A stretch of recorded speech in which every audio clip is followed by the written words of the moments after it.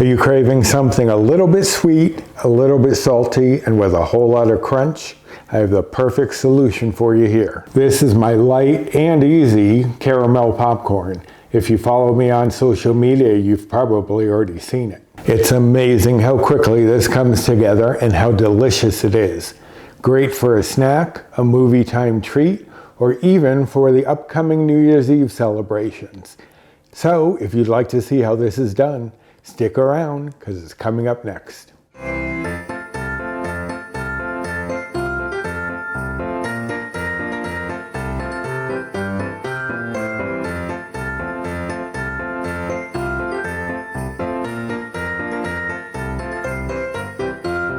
Hello and welcome to my kitchen. My name's Roy. I am a home cook and amateur baker, and I'm here on this channel sharing recipes that have helped me to lose over 125 pounds, whether those recipes are mine or someone else's. Now today is one of mine. I was looking for a way to make some caramel popcorn, and I found different recipes that I tried to adapt, and they were okay. But it wasn't until I thought of doing this little trick that it actually worked. Now this is going to take very few ingredients, so let us go over them. I have here 25 Werther's Originals sugar-free caramel hard candies. And that is from a 2.75 ounce bag. It comes with 25 in here. If you get a larger bag, you would just count out 25 to get that same amount. Now I tried all sorts of caramel versions with brown sugar replacement and everything else. And like I said, they were good, but not great. But melting down these Werther's candies, that did the trick. And to help me along with that melting process and also give us a little buttery flavor, I have 1 tablespoon of light butter. And you can double, triple, quadruple this recipe if you want. But I'm making this for 6 people. So right here I have 3 tablespoons of unpopped popcorn kernels. For some reason in the app, the healthy app, I'm on the Healthy Better Balanced plan, which is equivalent to the old WW Blue plan, which I guess is basically the WW plan at this point. For some reason on the app, I was getting different popcorns and different numbers. I'm not sure why. Certain ones are coming up at different bites because, like I said, it's just popcorn, unless somebody's added something to it.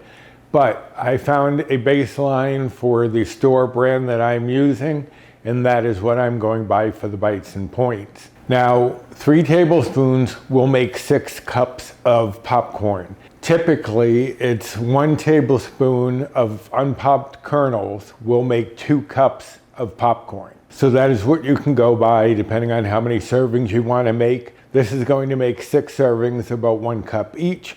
And then the last little thing, I have here 1/4 teaspoon of table salt. Now, I'm trying to keep the salt down in this because we're trying to watch our salt intake.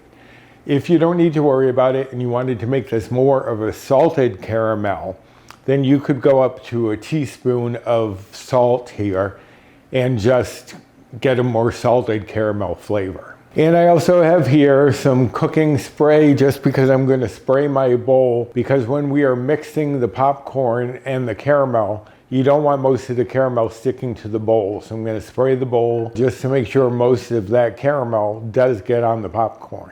All right, so I do have a small saucepan here to melt. I have here, I'm going to microwave my popcorn. You can air pop it or you can microwave it. And I have my little foldable silicone popper here. I believe this is on my Amazon storefront if you wanted to find it. I'll make sure it is by the time this comes out. And I have a baking sheet with parchment. And I have 2 extra pieces of parchment, but I'll go over that reason why I have that later. But let me shuffle a few things around and we will get started. All right, so the first thing we want to do is to pop our popcorn. There are other ways of microwaving besides using one of these little silicone microwave poppers. You could place it in a paper bag and fold it twice tightly to make sure it's not going to pop open. and then put that in. I've actually seen people staple them shut. I am not putting staples in a microwave, but just folding it tightly twice to make sure that fold holds should be enough. Or you could get a large bowl like this and put a dinner plate over the top. But you do want to make sure that when you're taking it out, you're using oven mitts because that bowl will be hot. I don't have to worry so much with my silicone. I will have to worry a little bit about the steam that might come up. I put my 3 tablespoons in, I'm gonna put the lid on. And now this lid in here, as the popcorn pops, it'll start rising up with the popcorn, but it's just to keep everything down in there so it's not popping all over my microwave. Now this will go in the microwave. I'm gonna set it for 4 minutes, but you really just wanna check by listening. And if there are a few seconds between each of the pops, that's when you want to stop. Because if it's like pop, wait a few seconds, pop, that's when you want to say, okay, it's time. You don't want to let your popcorn burn, which it can if you let it sit too long and it's already popped. So 4 minutes or so, and I will be back.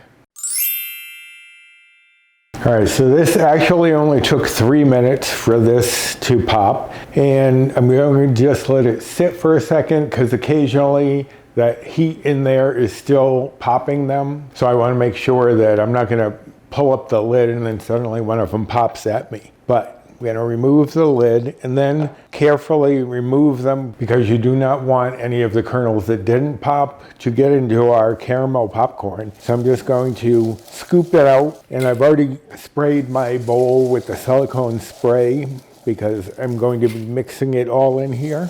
Okay, so I have a small, maybe teaspoon, half a teaspoon of kernels that didn't pop. So I'm going to get rid of those, and then we were going to move on to our caramel sauce. Okay, so I have my small saucepan here. I'm going to set that over medium heat, and I'm going to add in the butter, the caramel, and the salt. And what we're going to do is just keep stirring these until the caramels melt down and become liquid.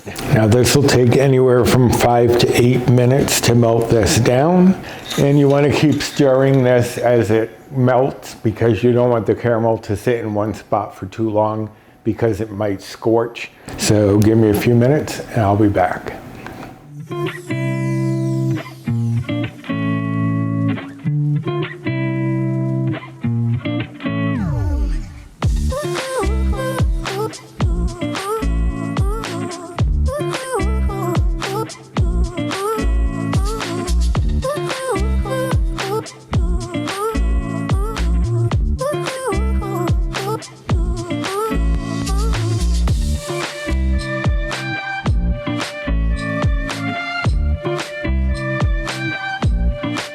All right, so what you want to be looking for is that all of the candies have melted and that there are no chunks of candy left. They've all melted down into one liquid mass.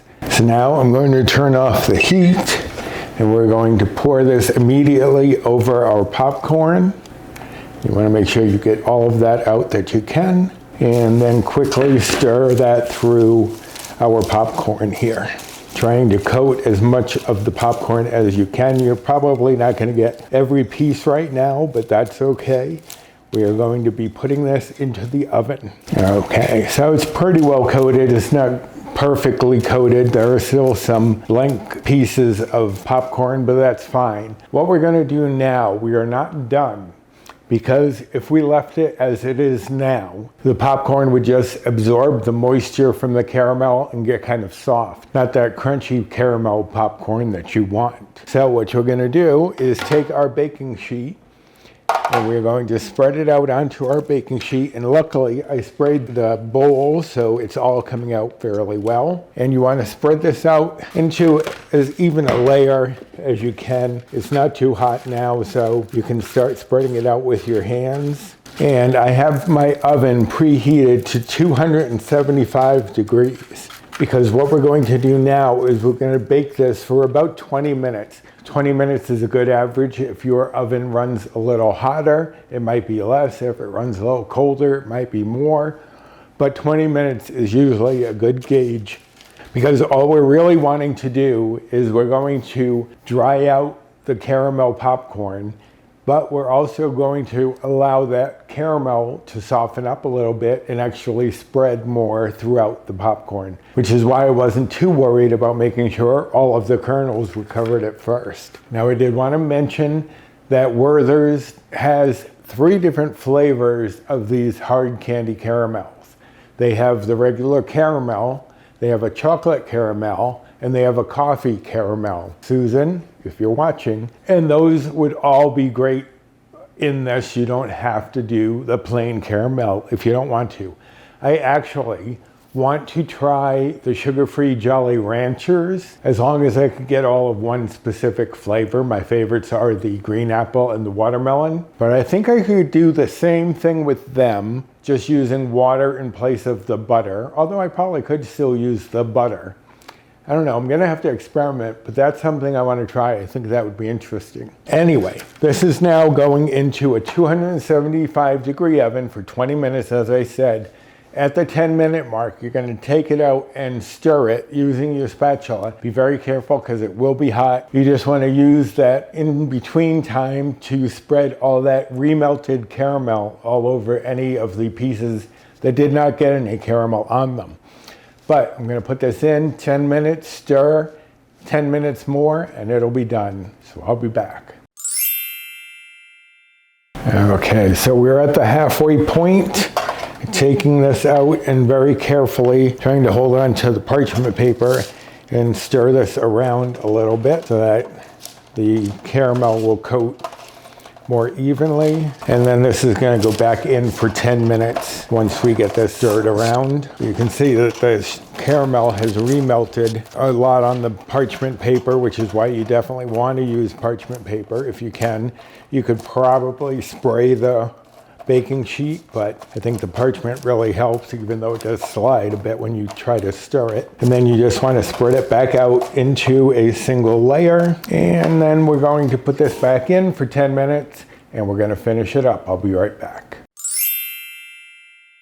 All right, so it's been its final 10 minutes and now I'm just going to stir it a little bit again, holding on to it carefully.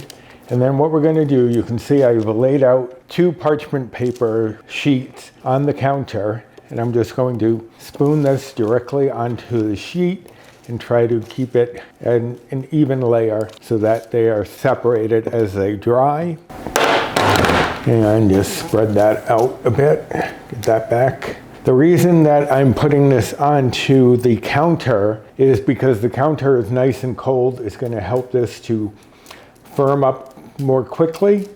You don't want to let it sit on the hot sheet pan for too much longer because you want that caramel to set up and you don't want it to start to melt back onto the tray. So if you didn't have enough room to spread this out onto a counter, what you could do is either get a cool baking sheet and spread it out on there with a parchment paper, or you could put it back in the big bowl that we used earlier, or you'd have to keep stirring it so that it wouldn't settle into a big clump. You'd have to keep stirring it until it cooled, but it cools relatively quickly. And you can break up any larger pieces if you'd like. It's relatively cool enough now.